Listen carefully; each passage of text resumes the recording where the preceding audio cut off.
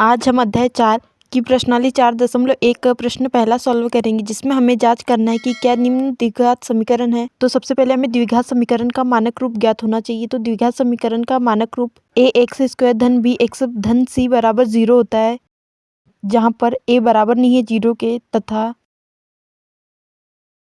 A B C वास्तविक संख्या होती है। वास्तविक संख्या यानी 1 2 3।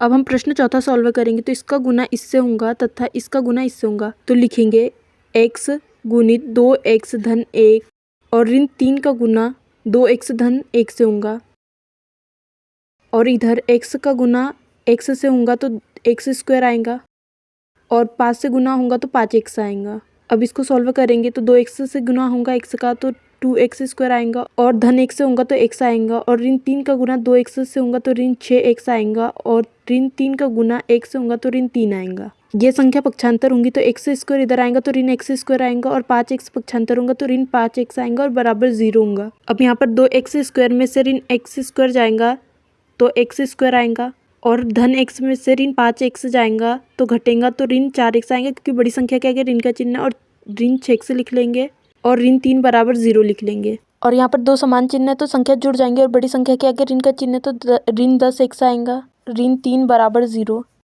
तो यहाँ पर चर की उच्चतम घात 2 है, अतः यह ए एक्स स्क्वायर धन बी एक्स धन सी बराबर 0 के रूप का है। अतः यह द्विघात समीकरण है। अब हम प्रश्न पांचवा सॉल्व करेंगे। तो 2x का गुना x में करेंगे तो 2x स्क्वायर आएगा, और 2x का गुना ऋण 3 में करेंगे तो 6x आएगा, और ऋण 1 का गुना करेंगे तो कोष्टक के अंदर के चिन्ह बदल जाएंगे तो ऋण x आएगा, और ऋण 3 से गुना होगा तो धन 3 आएगा। x का गुना x से होगा तो x स्क्वायर आएगा, और x का गुना ऋण 1 में होगा तो ऋण x आएगा, और 5 का गुना x से होगा तो 5x आएगा, और 5 का गुना ऋण 1 से होगा तो ऋण 5 आएगा। अब संख्या पक्षांतर होंगी तो 2x स्क्वायर ऋण 6x ऋण x धन 3 बराबर 3 लिखेंगे, और x स्क्वायर पक्षांतर होगा तो ऋण x स्क्वायर आएगा, और ऋण x पक्षांतर होगा तो धन x आएगा, और धन 5x पक्षांतर होगा तो ऋण 5x आएगा, और ऋण 5 पक्षांतर होगा तो धन 5 बराबर 0 आएगा। यहाँ पर x स्क्वायर वाली दो संख्या है तो 2x स्क्वायर में से ऋण x स्क्वायर जाएगा तो x स्क्वायर आएगा, और ऋण 6x में से ऋण x जाएगा, और बड़ी संख्या के आगे ऋण का चिन्ह तो ऋण 7x आएगा।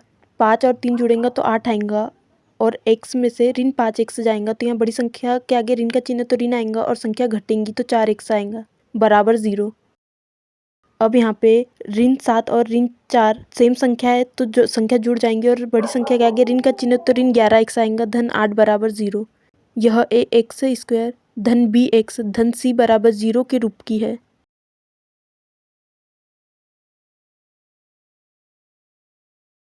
अतः यह द्विघात समीकरण है।